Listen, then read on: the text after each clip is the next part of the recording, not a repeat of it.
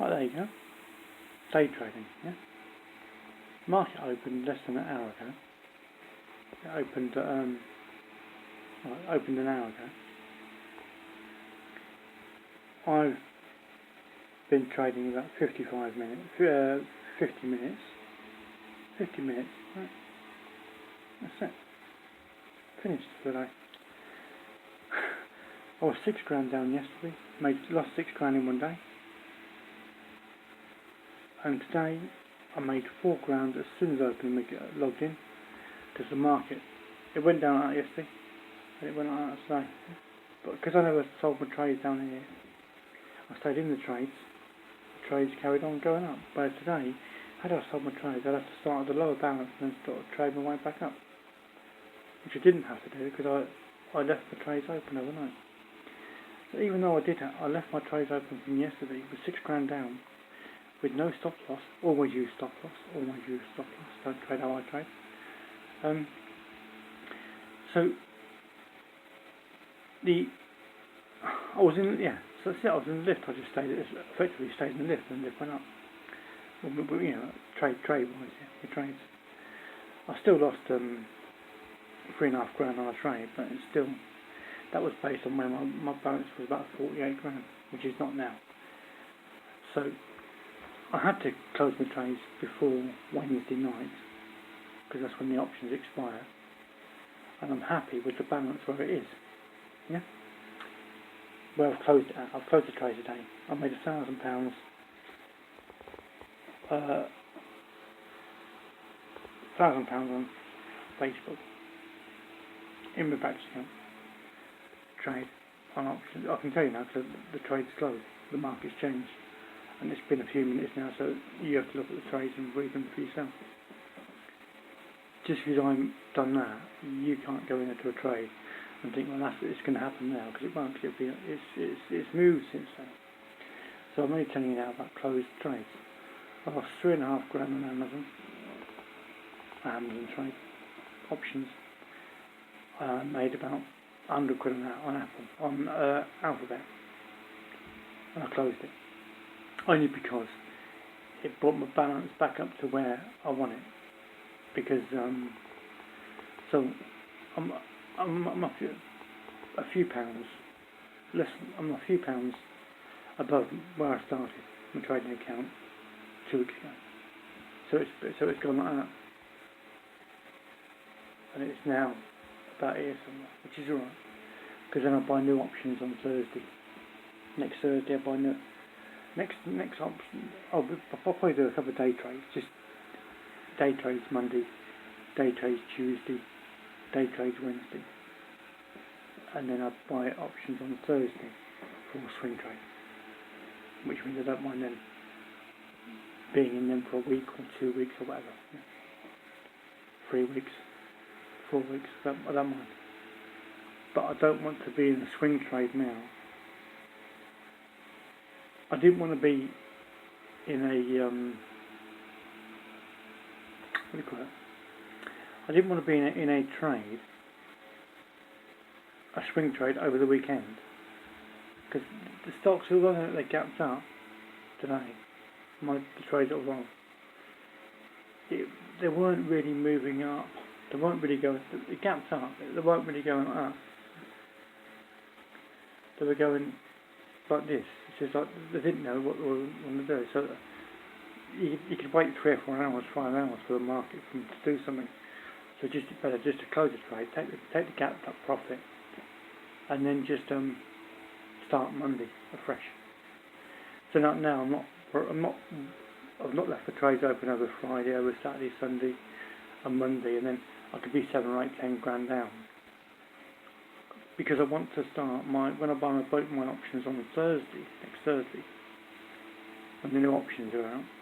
They might be out before that, but the existing options finish Wednesday evening, close of play, 9 o'clock UK time in the States. UK time, but it's close of stock market in the States. So I didn't want to be, because you want to buy as many, you want to get as best money as possible, don't you? So if you've got a reduced balance, you buy less, which means you make less, don't you?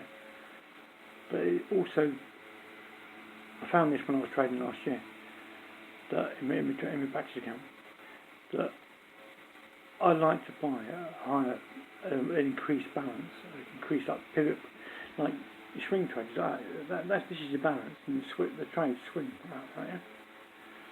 So all you do is you make sure that when it's up there, you close the trades up there, yeah? Which gives you a bigger balance, trading balance. And then when you buy your options, you want to buy your options with a balance that's here, not with a balance that's down there, yeah?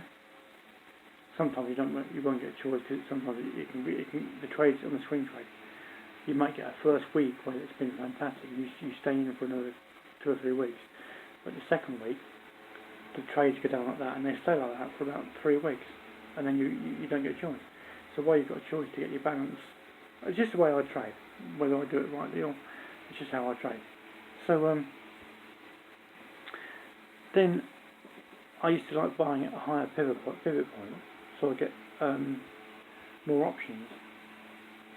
I'm not using much more on the balance, still about the same sort of, but you get more options with a bigger balance, obviously. But you don't have to use more of your balance. You just use the same, but you get more for it. Yeah, a bigger percentage for options. That's the way I see it, right?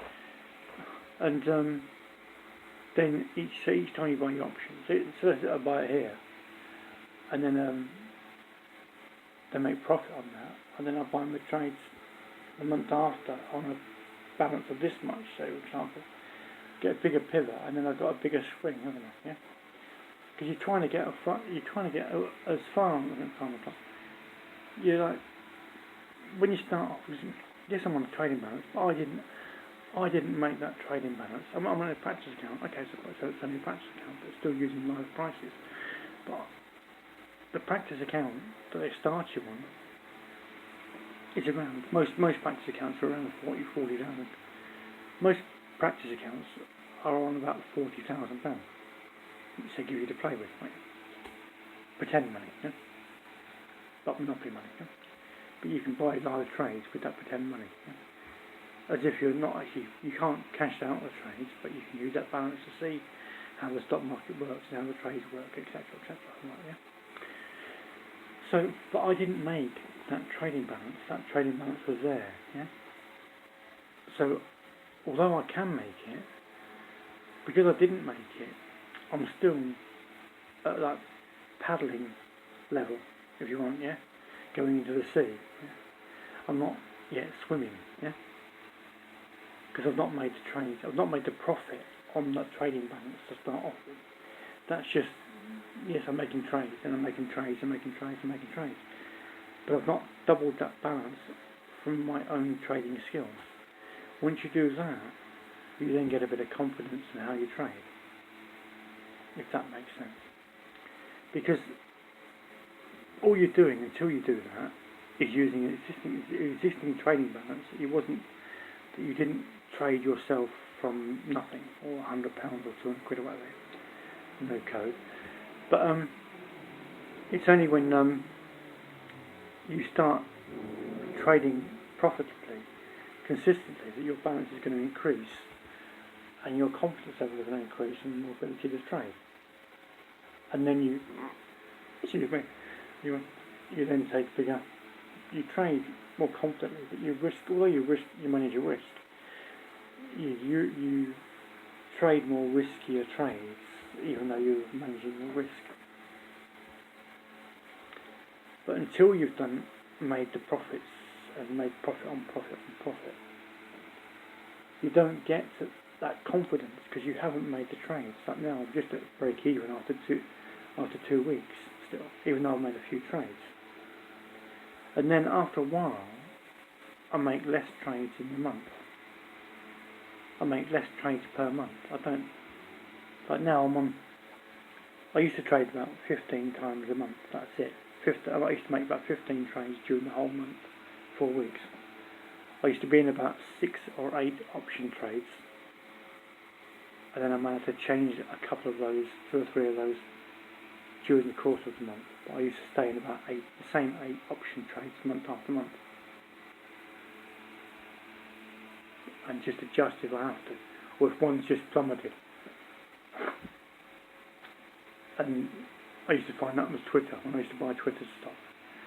It's great for like the first few days, and then it stays there. Just guaranteed. But because it just shows signs of actually making money, making profit, I used to always buy it. And always, in the background, I always can't do without it. That's the end of the vlog anyway. Adios.